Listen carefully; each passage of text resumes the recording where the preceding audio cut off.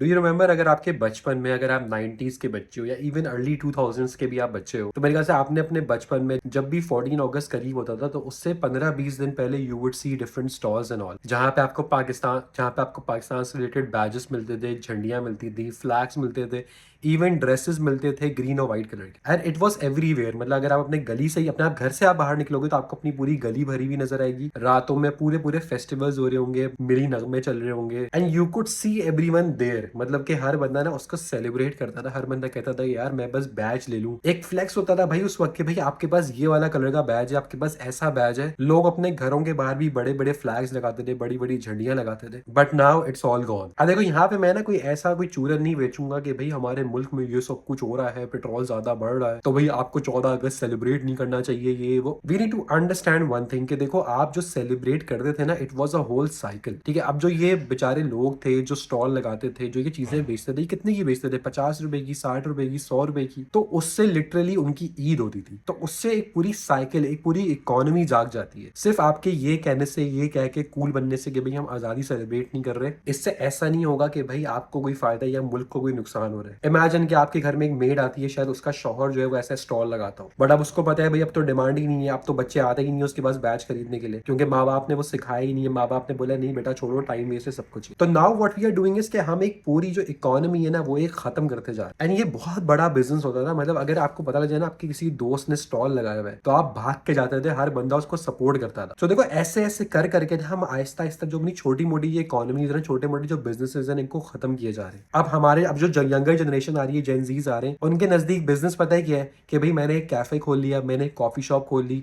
मैंने एक फैंसी सी बिरयानी की दुकान खोल ली, मैंने कोई डेजर्ट शॉप खोल ली। उनको शायद आप ये बिजनेस का बताओगे भी ना, वो आपके ऊपर हंसेंगे कि भाई ऐसा भी कुछ होता है, ये भी कुछ करने वाली चीज होती है। सो कलेक्टिव आपकी सेलिब्रेशन ना करना ना एक पूरी इकोनॉमी को डैमेज कर रही है। इस बात पे जरा सोचिएगा।